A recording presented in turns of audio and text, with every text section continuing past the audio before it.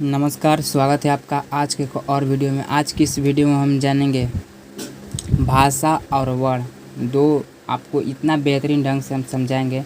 आपको कितना भी पढ़े होंगे आप इस वीडियो में छोटा सा टेस्ट लेंगे हम, ऑब्जेक्टिव 10 क्वेश्चन है, आपको उससे मालूम चल जाएगा। अगर इसमें से आप 80% क्वेश्चन गलत कर दें, यानी 10 में से 8 क्वेश्चन अगर गलत कर दिए तो आपको हमारी एक वीडियो देखना होगा जिसमें वर्ण को इतना बेहतरीन ढंग से समझाया गया है। तो चलिए वीडियो को स्टार्ट करते हैं।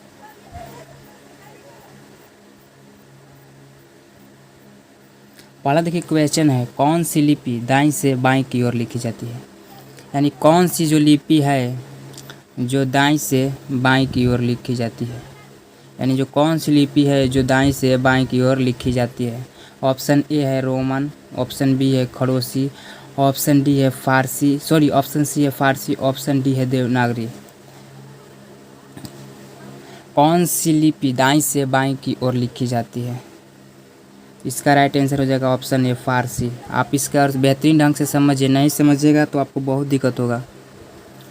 देखिए देवनागरी लिपि, अगला क्वेश्चन है देवनागरी लिपि क्या है। यानी जिससे आपको पूछ देगा आप क्या हैं, लड़का है या लड़की है, आदमी है या औरत है। उसी प्रकार से देवनागरी लिपि क्या है, अक्षरात्मक है, चित्रलिपि है, वर्णनात्मक लिपि है या सूत्र लिपि है। देखिए हम बिल्कुल स्लोली पढ़ा रहे हैं। देखिए देवनागरी लिपि क्या है, तो देवनागरी लिपि एक अक्षरात्मक लिपि है, एक अक्षरात्मक लिपि है। अगर आपको इसकी डिटेल कि अक्षरात्मक क्या होता है, कैसे होता है, तो इसको हम एक दूसरा पॉइंट कमेंट कीजिएगा आप, हम दूसरा वीडियो लाएंगे जिसमें टोटल वर्ण के बारे में A to Z कंप्लीट करा देंगे। अगला देखिए क्वेश्चन, रोमन लिपि क्या है। रोमन लिपि क्या है। अगला नंबर क्वेश्चन 3 है, रोमन लिपि क्या है। ऑप्शन है आपका सूत्र लिपि, वर्णनात्मक लिपि, चित्रलिपि, अक्षरात्मक लिपि। यानी जैसे मान लीजिए किसी के पास हम 2 क्वेश्चन पूछे, दोनों में पूछ दिया कि ये क्या है, फिर हमसे उससे पूछे तो फिर वो बोल दिया कि ये क्या है। उसी प्रकार होता है कि जिस वहाँ पर हो गया वे लिपि क्या है, वे लिपि क्या है, यहाँ पर हो गया रोमन लिपि क्या है। तो आपको देखिए ये है ऑप्शन नंबर 2, इसका राइट आंसर हो जाएगा वर्णात्मक लिपि। ये हो जाएगा वर्णात्मक लिपि। अगला क्वेश्चन है, भारत की प्राचीन लिपि कौन है। यानी जो भारत की जो प्राचीन लिपि है वह कौन है। तो ये देखिए भारत की जो प्राचीन लिपि है वह ब्राह्मी है, वो ब्राह्मी लिपि है जो भारत की प्राचीनी लिपि है। याद रखिएगा। इसका अगर आपको इसका फुल वीडियो चाहिए कि लिपि क्या होता है, स्वर वर्ण कितने होते हैं, व्यंजन कितने होते हैं, भाषा कैसे होते हैं, ये सब हम आपको समझाएंगे। बिल्कुल आप कमेंट कीजिए, हम वीडियो 2 में बताएंगे। इसलिए हम पहले टेस्ट ले लीजिए, आपकी टेस्ट में आपको मालूम चल जाएगा कि हम कितने पानी में। अगला क्वेश्चन देखिए, हिंदी की लिपि क्या है। हिंदी की लिपि क्या है, जो हिंदी भाषा है उसकी लिपि क्या है। ऑप्शन ए है संस्कृत, बी है रोमन, सी है देवनागरी, डी है चीनी। क्वेश्चन नंबर 5 का, हिंदी की लिपि क्या है। तो इसका लिपि आपको देखिए हम देवनागरी इसका लिपि है। क्या है, देवनागरी इसका लिपि है, देवनागरी लिपि। अगला क्वेश्चन है, देवनागरी लिपि का विकास किस लिपि से हुआ। जैसे मान लीजिए आपको से पूछेगा आपका विकास किस टीचर के द्वारा हुआ, आप पढ़ने में तेज हैं तो आपको किस टीचर से सहायता ली। उसी प्रकार इसमें देवनागरी लिपि का विकास किस लिपि से हुआ। देखिए इसका आंसर आपको हो जाएगा ब्राह्मी लिपि के द्वारा देवनागरी लिपि का विकास हुआ। ब्राह्मी लिपि के द्वारा देवनागरी लिपि का विकास हुआ। अगला क्वेश्चन है, संस्कृत, मराठी और नेपाली भाषाओं की लिपि क्या है। जो संस्कृत है, मराठी है, नेपाली है, भाषाओं की लिपि क्या है। तो ये तीनों का लिपि हो जाएगा देवनागरी। ऑप्शन नंबर 20 इसका राइट हो जाएगा देवनागरी। तीनों का याद रखिएगा, ये नहीं कि अलग अलग। कोई पूछेगा संस्कृत का क्या है तो देवनागरी, मराठी का क्या है देवनागरी, नेपाली का क्या है देवनागरी। अब देखिए वर्ण के बारे में हम कुछ जानेंगे। वे 7 तो भाषा से संबंधित समझ लिया। अब देखिए वर्ण में आप लोग कितना गलती करते हैं। छोटी छोटी क्वेश्चन आपको 60% ग्रामर आता है class 10th 12th। Anybody board exam या एनीबॉडी मान लीजिए कॉम्पिटिटिव एग्जाम का तो अलग तैयारी होता है, उसमें करना नहीं है, 1-2 आ जाएगा बहुत है।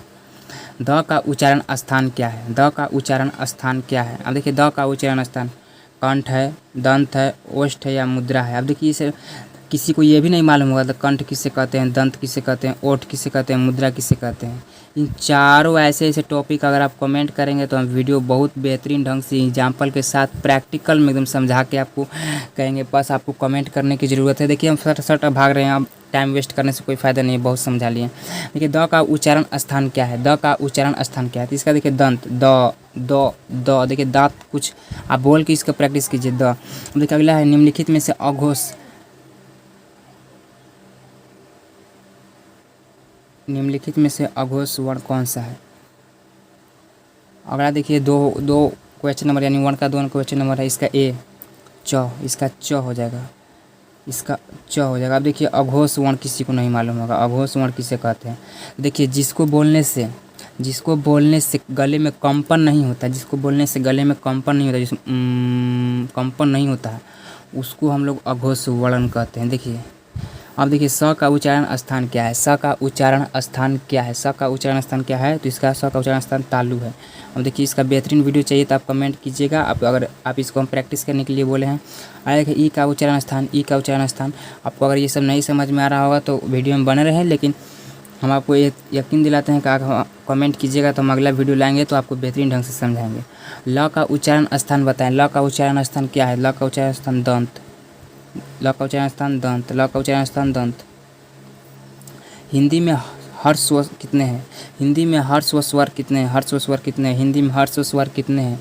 इसका राइट आंसर हो जाएगा 3 हो जाएगा। अब कौन कौन है ये हम बताएंगे। अ का उच्चारण स्थान है, अ का उच्चारण स्थान क्या है, अ का उच्चारण स्थान क्या है, कंठ, अ का उच्चारण स्थान कंठ, अ का उच्चारण स्थान कंठ।